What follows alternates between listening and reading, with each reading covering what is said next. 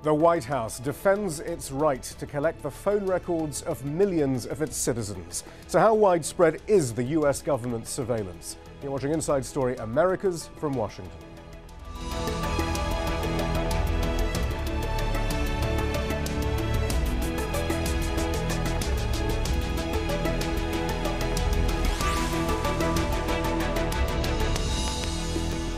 Hello, I'm Shihab Ratansi. A top-secret court order has revealed that the National Security Agency is collecting the phone records of millions of cell phone users in the US.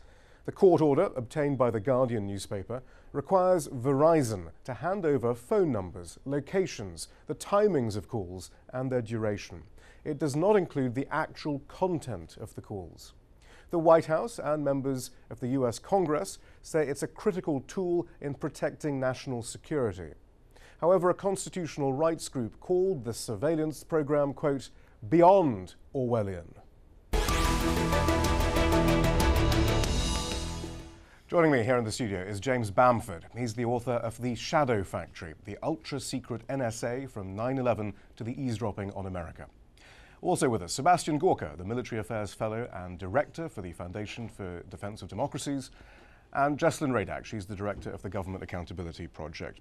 Before we get into discussions about the justification and the motivation of the administration in continuing such broad surveillance, let's try and understand exactly what we've established through this Guardian article. We have been aware that these sorts of surveillance operations have been underway in the past. 2006, there was a big scoop. Why is today's revelation so important, would you say, James Bamford?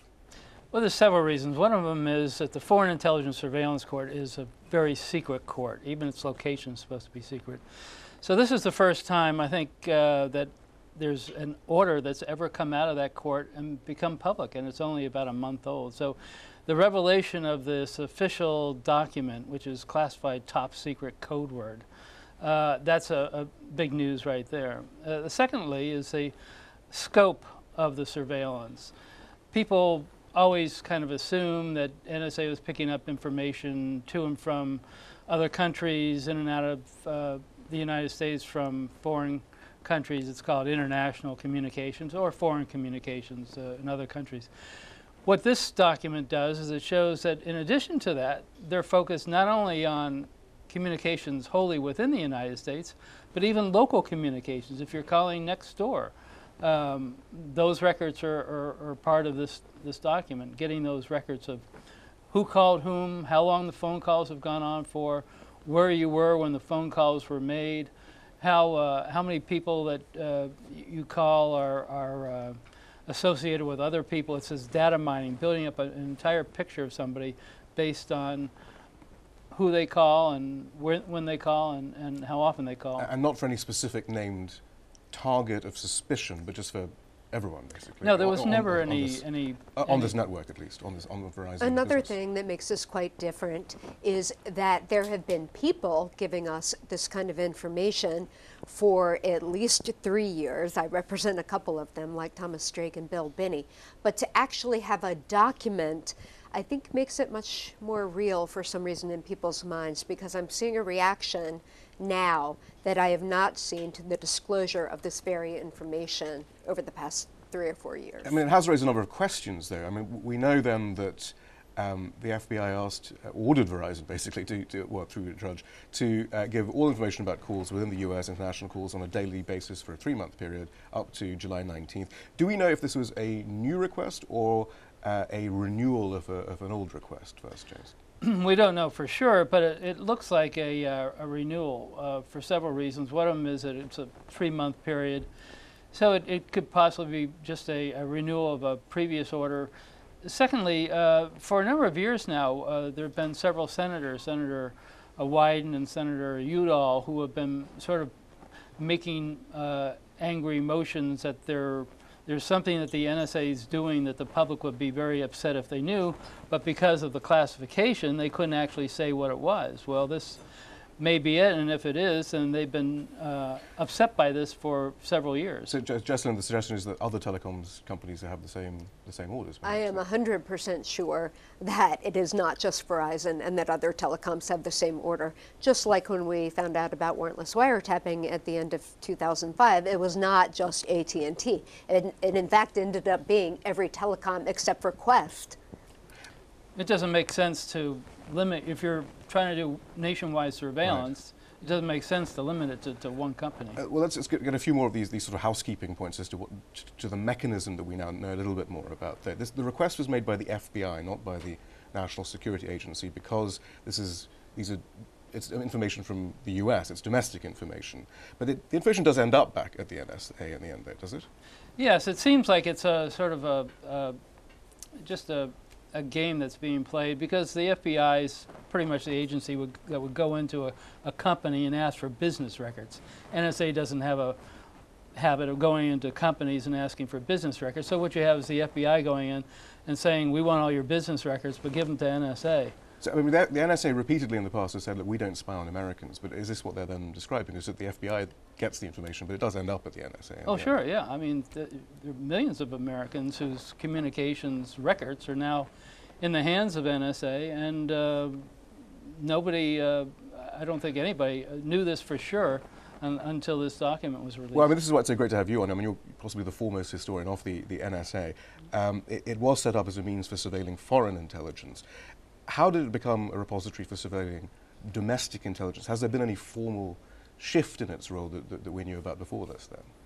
Well, it was set up to act like the U.S. Marines or the Army or the Navy. They're to take action overseas against U.S. enemies and so forth. The Nixon administration began trying to turn it domestically to go after anti-war protesters. And that's when this safeguard was created, the Foreign Intelligence Surveillance Court. And that worked fine up until 9/11, and that's when the Bush administration secretly went around the court, violated the Foreign Intelligence Surveillance Act, and began doing warrantless eavesdropping until it was discovered by the New York Times. So there's been numerous times in the past that the NSA has engaged in illegal eavesdropping, but until the Bush administration, there really hadn't been any since 1978. How does the NSA fit in with all the other agencies like the National Counterterrorism Center and others who also are looking at this sort of information there?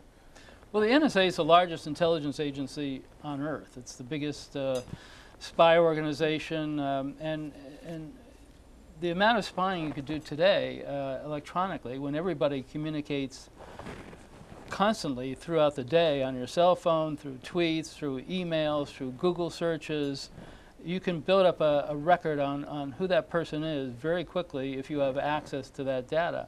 And that's what intelligence agencies want to have, is as much access to your electronic profile as possible. And that's why there's such a danger, and what this shows also is that there's such a lack of oversight by the congressional watchdogs. All right, so that leads us then to what is done with this information. Jessalyn, data mining clearly is a term that we see thrown around sometimes. And in fact, you have clients, as you alluded to already, who have been punished quite severely for raising the alarm on the sort of software, the sort of information that's being sifted through. What were their concerns? What do we know about what's happening to this information right now? Their concerns included that all digital data on all Americans was being collected. It may not be analyzed yet, but they are building an entire storage facility in Utah to save this information and at any time be able to drill down on it. That was part of their concern. And part of their concern was also that the NSA, no matter what law was on the books, even if the FISA Amendments Act, for example, retroactively legalized the warrantless wiretapping that had been going on, that the government would continue to go beyond the bounds of the Patriot Act. Now, is this a matter of semantics here then, James Bamford? Is there some discussion perhaps about when a piece of information is in fact intercepted, and in which case it probably does need some perhaps judicial review, or maybe not, I don't know. But I mean, is that perhaps one of the loopholes here? Well, it is, because there are definitions and there are definitions. The definitions that a person picks up a dictionary and looks up intercept is not the same definition that they're going to find at NSA. At NSA, for example, you could pull in all this information, basically intercept it, but technically they consider they haven't intercepted it until somebody's actually listened to it or read it. So you do have this semantical and definitional problem between the average person and the intelligence community. So they're only intercepting this information then if someone then later on is found to have done something wrong, so then they can refer back and perhaps get a warrant because he is a person of interest or something. That's right, yes. So there aren't algorithms then constantly mining all these vast amounts of data for patterns of behavior, because that's what I've read in some places. Well, there are. There's a number of different ways in software and algorithms and so forth to do this. For example, when information comes into the U.S., it goes through these filters, and that was what the secret room was in San Francisco at this big 10-story San Francisco switch. So that all this information coming in to AT&T was being duplicated, and then the duplicate copy of the information would go down to NSA's secret room, which was loaded with hardware and software. And the software contained names of targets, a person's name, a person's email address, a phone number, a particular phrase that somebody may say, or a particular word or name.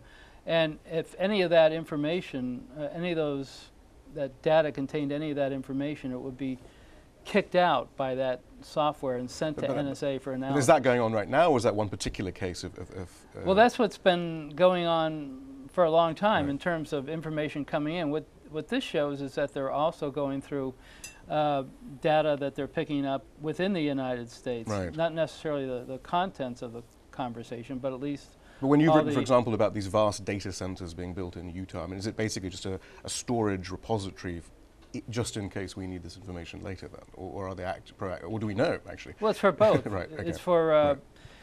The idea is that they need one central place to store all the data, whether they're intercepting it from Afghanistan or whether they're intercepting it from Japan or any place in the world where they're intercepting this communications. They have to store it someplace, right, and they try to keep it for as long as possible because analysts have to go over it, and it may be 2 years before there is a need for it. So that's why they're building this 1 million square foot data center in Bluffdale, Utah, to store it all. And again, the type of information that's being stored, I mean, today we have various assurances that simply metadata, that these sort of, no content is being stored. But then we have these whistleblowers like William Binney, who was at the NSA for 40 years, who said, no, all your emails are being stored. I mean, do we actually know what's being stored, or perhaps being stored if not being intercepted then, perhaps? Bill Binney wrote the algorithm for this, so he's my client. I believe him. Bill Binney and Tom Drake have been complaining about this for years, and I think there's a false sense of security that content is not being looked at, but you can really get much more information on somebody from the metadata. And that's what strikes me as particularly dangerous about indiscriminately collecting this stuff in bulk on people where there's no reason of suspicion at all. Right. Tens of millions of people. All right, so let's return to this particular case then. In this case, they did use the judicial safeguards that are in place. They went to a judge, and they got a favorable judgment. Are we any clearer then as a result of what's been leaked, what the criteria is for the government to get a favorable judgment, particularly for such a wide request for surveillance? Well, one of the things they did was under the FISA Amendments Act, Foreign Intelligence Surveillance Amendments Act, was they sort of neutered the FISA court. They weakened the protections that were created in 1978. So that's why things like this can go through much easier than they could have before 9/11. Before then, judges would have asked, well, what's the probable cause? Why do you want to eavesdrop on Jim Bamford's communications or somebody else's communications? Before 9/11, the government would never have considered asking for a blanket request for everybody, every American who communicates electronically, their data. Is it clear whether this is routine, though, or whether such a huge dragnet has to come from the highest, a request has to come from the highest levels then of the administration, though? Or, I mean, if you're asking for this many people, do you, I mean... Well, I think they must have presidential authorization to go this far. Well, this is the response from the White House then to the criticism, from some quarters at least, to the revelations in The Guardian. The White House said that such information has been a, quote, critical tool in protecting the nation from terrorist threats. And the White House statement goes on to say, quote, there is a robust legal regime in place governing all activities conducted pursuant to the Foreign Intelligence Surveillance Act. That regime has been briefed to and approved by the court, and activities authorized under the Act are subject to strict controls and procedures, under oversight of the Department of Justice, the Officer of the Director of National Intelligence, and the FISA Court, to ensure that they comply with the Constitution and laws of the United States and appropriately protect privacy and civil liberties. Dr. Sebastian Gorka, then, should that be enough to allay any fears that we have? Well, I think it's, firstly, ironic that an institution put in place by a democratic administration or democratic cabal to punish Nixon and the Republicans for what they were doing is now not adequate for a democratic administration to do its work. So let's put it into the historic context. But two things haven't been mentioned that are essential to understanding what's going on right now. Number one, almost 300 people were injured, maimed, and several killed in Boston days before this FISA request was approved. And I don't think that's a coincidence. This is something that I would bet, I'm only looking at open source material in the public domain, is linked to the Tsarnaev brothers, who may have been Verizon subscribers. So I'm not sure this is targeting all Americans and all providers of telephony. 10 million at least, though. But maybe people who were on that service and who were killing Americans as members of a jihadi organization. Secondly, the idea of, well, the NSA is only allowed to do this, and this is domestic and that's foreign. Everybody who deals with national security has to wake up to the fact that's ancient history. That world is dead. The idea that you can separate domestic threats in 2013 from international ones, that was the Cold War. That was World War II. That was World War I. Today, there is no such thing as a completely domestic threat or completely international one. What was 9/11?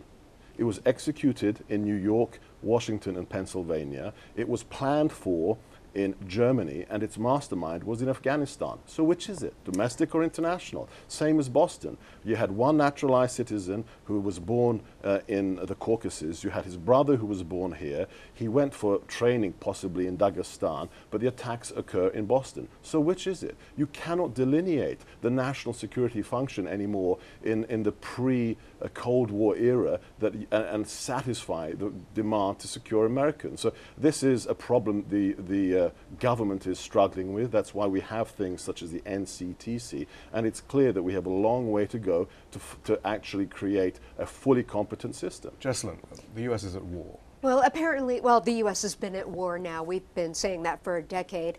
And the law apparently has not caught up to your standards because the law does draw a distinction between foreign and domestic. That's now, common. The international law is usually 50 years behind reality. Right, we know that, whether it's exactly. genocide or anything else. So you're advocating that it'd be okay to break the law? But have they? If they have a FISA court judge sign off on it, who's broken the law? Well, it sounds like that. FISA, first of all, is a rubber stamp. It has refused to approve one. It has refused to approve one warrant in its entire history, and the fact that it signed off on this by some magistrate in New Jersey, I heard. I don't know who that was, but I don't think this was about the Tsarnaev brothers. The Tsarnaev incident actually killed 3 people and maimed 7 and injured 200. Well, my father-in-law and my niece happen to be part of that, but that does not authorize this blanket, widespread surveillance of tens of millions of people. They certainly could get a warrant to go after the Tsarnaev brothers and all their relatives, and apparently they did tap the phone of the ex-wife, the mother, the father, and all of that, and that's fine. I don't have a problem with that. Doesn't that seem a more proportionate approach, Sebastian? Well, again, you have to look at it from the point of view of why it's being done and what could be the possible utility of all this. Think about this. This is a huge amount of information. And this is one of the things that we struggle with today, that what do you do with all the information that's out there? Well, if you're reasonable about, all you have here is the so-called telephony metadata, which is the phone numbers on either end, the timing, and potentially the location. That's all we know so far. If that is the case, you can't make any use of that unless you have already somebody else's phone number to cross-reference it with. For example, Tsarnaev. And you say, okay, who has Tsarnaev called amongst those 10 million people? By itself, who is threatened by the collection of that data? By itself. It only has utility if it can actually be matched to a threat. And that's why I think it's reasonable to think that there is something else behind this story. James, I mean, is there enough? I mean, so I guess the point is we have to trust them, that they're doing this for the right reasons, and that there is enough oversight to make sure that these sorts of privileges aren't being abused by the administration. Well, I've given up trusting NSA a long time ago. I mean, during the Bush administration, they were saying they were obeying the law, and they weren't. They were from 1945 till 1975. They were eavesdropping on all the telegrams that came in and went out of the United States, Operation Shamrock, which was completely illegal. There are many times when NSA does things which are contrary to the law. So trust is not really a factor here. It's the problem with this argument that, okay, this is a great intelligence tool, is it's not. It's the opposite of a great intelligence tool. If you're trying to find a needle in a haystack, the worst thing you can do is build that haystack twice as high. If you want to find out who are talking to the people involved in the Boston bombing, I mean, you have a place to start. You have their phone numbers, and then who called them, and then you can get a warrant to get the information about who those people are and who called those people. You can do it very easily without getting the people living down the street here and the people across the country and everybody, how many people in the United States? There's 300 million people. You're going to get metadata on 300 million people to find out who talked to two brothers? I mean, it's absurd. Sebastian Gorka, proportionality, constitutionality? I just think the fact is nobody in this room has any idea what the reference point for that court injunction was. Nobody knows what they're cross-checking it with. And that's a really good question. I don't think we can judge it. It's a very good point then about oversight then again. I mean, what sort of oversight is there of that court's decision? We're told that the members of Congress are being fully briefed, but is that all members of Congress, or is it simply those on the intelligence committees? And when they are briefed, they're reduced to just giving us cryptic messages, as you were suggesting earlier, Senator Zudell and Wyden. When do we get to know that we are being surveilled? Can we challenge that? I think we are allowed to challenge it if we know we're being surveyed, but we're not allowed to know. So, I mean, how does all this all fit in then with the Constitution and everything else? The problem with the oversight is that when this whole thing started in around 1975, it was largely because of NSA. NSA was eavesdropping illegally for 30 years. They wanted to find a way to stop it, and you had a senator there, a very courageous senator named Frank Church, who considered that his role as chairman of the Senate Intelligence Committee was to act as the buffer between these intelligence agencies that always want everything and the public, which deserves a degree of privacy from government intervention. And that's how it started in '75. Now it's completely shifted so that the intelligence committees in the House and the Senate are cheering galleries for the intelligence agencies. They want them to get more money, more authorization. They're behind everything that they do that is against privacy issues, basically. Sebastian Gorka, can you see that balance there? Intelligence agencies, of course, want as much information as possible, but we also have the Constitution and we have privacy. Of course, and there's another story to the Church and Pike committees, which are deemed by many in national security to have castrated the intelligence community for decades. So it's not as simple as saying, there were heroes and now there aren't heroes. This is always going to be a fine line that has to be tread. Justin Radak, I mean, the Obama administration, I mean, members of the Bush administration are also using that term. This is the fourth Bush administration. I mean, is President Obama then addressing some of these problems, or is he institutionalizing the neocon policy that we have? I think he outbushed Bush. I think there was a secrecy regime put in place by Bush, and he expanded it by an order of magnitude. And while we don't know all the facts, we do know what the law says. And what happened, is not in conformity with the law. So you're right, we don't know the facts, but we know what the law is, and the law is clear. But does that mean then there's scope here now to challenge this particular decision? Well, that's an excellent question, because you would think it would give somebody standing, but the problem is every single lawsuit challenging this kind of conduct has been shut down by the executive branch raising state secrets privilege. Jessalyn Radak, thank you very much. James Bamfield, thank you. Dr. Sebastian Gorka, thank you as well. You're welcome. And that's all from the team in Washington, D.C. for now. Don't forget to follow us on Twitter and Facebook, where you can find more information about the programme.